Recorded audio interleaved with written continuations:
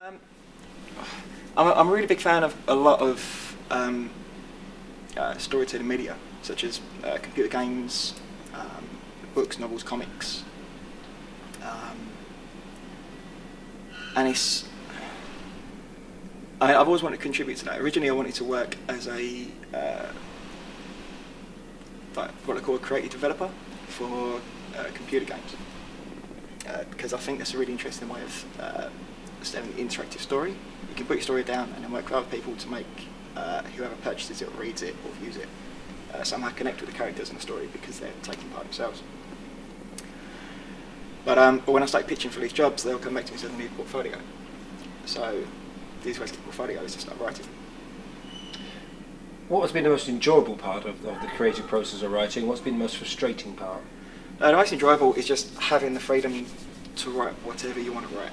I think having the blank page in front of you and then thinking, well, this could be a fantasy novel, a sci-fi novel, this could be my autobiography, this could be the 101 Best Things About Jerry Halliwell. It's anything you want to do, and I think that kind of freedom is what kept me coming back to it, because whenever I was halfway through a story, if I was getting bored of it, I could just change it. There were no rules, there was no limits in what you could do. But with that, the most frustrating part is that if something doesn't work, there's no one you can kind of fall back on. There's no one else you can say, okay, well, we need to work on this. Can you do this? Everything you do and everything that you do wrong is down to you, which is kind of an attraction for me. But it can also be quite frustrating at times. If you're kind of struggling for ideas, or you've been banging your head against the wall for the same scene for the last 3 days, it gets too much. Was the bulk of the novel written in stiffer clays, or was it written in more exotic climes? The majority of it was written in Vietnam. I originally moved from Thurrock to Cork in Ireland. After 2 years in Ireland, I moved to Southeast Asia to travel, and was encouraged by my girlfriend at the time to give this idea a shot. I've told her I've always had an idea for a novel. I've never actually put pen to paper on it because I thought it would be too big, or I didn't have the experience, or whatever. But yeah, so while working and travelling in Vietnam, I kind of did 1,000 words here and 1,000 words here, whenever I could. Queen of the World is a fantasy fiction novel. It tells a story of 4 men who have had absolute power. Anything they thought of, they could do. If they wanted to start an earthquake, surf a volcano, produce a weapon out of thin air, they'd think of it and it happened. They use this power to go from country to country to tell the ruler of each person, you have to stop poverty, you have to get rid of hunger in your lands, stop having wars, stop fighting for resources, and try and educate your people and encourage culture and trade. And if you don't do this, then we'll get rid of you. So after they'd kind of moulded the world how they wanted it, they said, okay, we'll leave you to govern yourselves, but if things ever return to how they were, we'll come back. So for 5 centuries, people have kind of been behaving under the threat of these, what are now become mythical figures. Within all that, there's a young girl called Serene, who's kind of growing tired of her rural life. She's looking for an adventure of her own. So she finds an excuse to run away from home and kind of explore a little further, and finds out that the world that she's been told about isn't quite as peaceful as it seems, and becomes embroiled in a variety of different incidents. And if you want to know more, buy the book. Where can people buy the book? You can buy it from amazon.co.uk, amazon.com. You can pick it up from the Waterstones website, play.com, for example. Or you can go into your local bookstore and ask for it by name. It's Queen of the World by Ben Hennessy. Yeah, 60,000 words later, I ended up in Norway, a family cabin,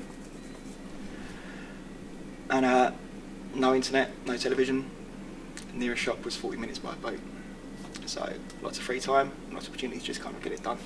And 10 months after I started, I finally got there. George Orwell, Charles Dickens, J.K. Rowling have lots and lots of, or had, rejection slips letters. How many rejection slip letters do you have? From agents, quite a few. From publishing houses, I was lucky enough in that this was the first attempt, and they took it. I met Sarah Jane, who owns Inspired Quill, the company who's printed Queen of the World, through a website called Utopia. We met in their live radio chat room. got talking about her fledgling publishing company even. Got talking about fantasy fiction in general, outlets like the Lord of the Rings films or the Game of Thrones HBO series, for example, and the success of, say, Twilight or Harry Potter, and how the literature has kind of come along recently. Got on really well. She invited me to submit my manuscript, and yeah, there we go. 29 years to write your first novel. When are we going to see the second one? Second one hopefully will come out next year. We're looking at about one book per year for the process. If I was self-publishing, I would have a bit more freedom to kind of just put out whenever I've produced, but because not only myself but Inspired Quill are looking to give the highest quality product possible, there's a high turnaround from the first draft to publication. You had a book sign at Waterstones at Lakeside. There are other bookshops available.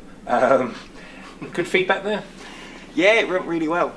A lot of people I've spoken to who are also either new authors or people trying to get into the publishing industry, they all warned me that if I did 4 or 5 books, that would be a good result, which I was kind of expecting. But I was lucky enough, because I'm from Thurrock myself, a lot of friends and family came along and turned up, and we ended up selling a lot more copies than I expected, and a lot more than Waterstones expected. So hopefully through that we'll be able to kind of start selling it more widespread. Anybody who's 12 years of age, 22 years of age, 82 years of age, who's one of those people who said, I think I've got a novel in me, what's your advice to them to take it from the next stage? Just write. Which sounds really condescending. It sounds like the most obvious advice in the world. I mean, if it was that easy, then everyone would do it. But that's really all there is. It doesn't matter if you're a natural writer. It doesn't matter if it takes a lot of work for you to produce. It doesn't matter if you do a little bit and you find out that it's not as good as you thought, or if you do a little bit and you think it's great. As long as you're putting words down on the page, it's always there to edit, it's always there to redraft. But if you never get there in the first place, you're never going to be able to finish it. Ben, thank you very much.